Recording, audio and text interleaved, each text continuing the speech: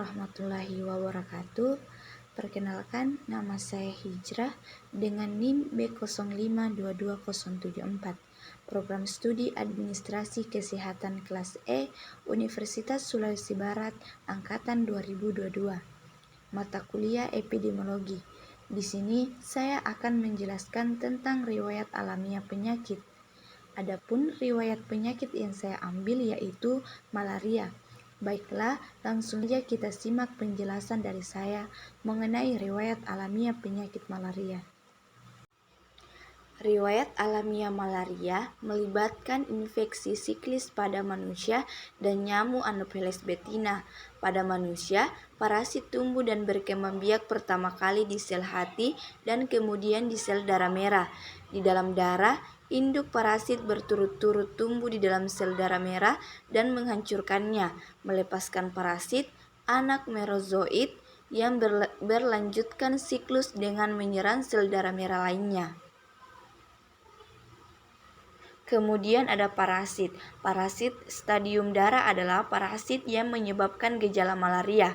Ketika bentuk parasit tahap darah tertentu, gametosit yang terdapat pada bentuk jantan dan betina tertelan selama pemberian darah oleh nyamuk Anopheles betina. Mereka kawin di usus nyamuk dan memulai siklus pertumbuhan dan perkembangbiakan pada nyamuk. Setelah 10-18 hari, suatu bentuk parasit yang disebut sporozoid bermigrasi ke kelenjar lunak nyamuk. Ketika nyamuk Anopheles menghisap darah manusia lain, air liur antikoagulan disuntikan bersamaan dengan sporozoid yang bermigrasi ke hati sehingga memulai siklus baru. Jadi, nyamuk yang terinfeksi membawa penyakit dari satu manusia ke manusia lainnya bertindak sebagai vektor, sedangkan manusia yang terinfeksi menularkan parasit ke nyamuk tersebut. Berbeda dengan inan manusia, vektor nyamuk tidak menderita karena keberadaan parasit tersebut. Kemudian ada siklus. Siklus hidup parasit malaria melibatkan dua inan. Selama menghisap darah, nyamuk Anopheles betina yang terinfeksi malaria menginokulasi sporozoid ke dalam tubuh manusia. Sporozoid menginfeksi sel hati dan berkembang menjadi skizon yang pecah dan melepaskan merozoid. Sebagai catatan, pada P. vivax dan P. ovale, tahap darmon hiponozoid dapat bertahan di hati jika tidak diobati dan menyebabkan kekambuhan dengan menyerang aliran darah berminggu-minggu atau bahkan bertahun-tahun kemudian.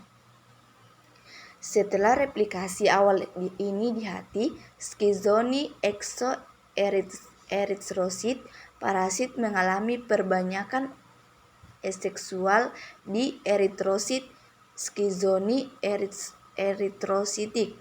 Merozoit menginfeksi sel darah merah.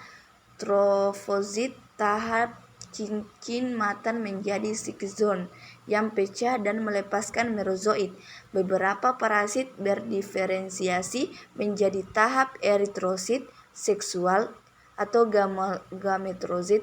Parasit stadium darah bertanggung jawab atas manifestasi klinis penyakit ini. Gametosit jantan, mikrogametosit dan betina. Makrogametosit tertelan oleh nyamuk Anopheles saat menghisap darah.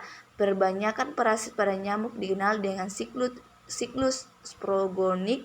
Selama di dalam perut nyamuk, mikrogamet menembus mikrogamet menghasilkan zigot.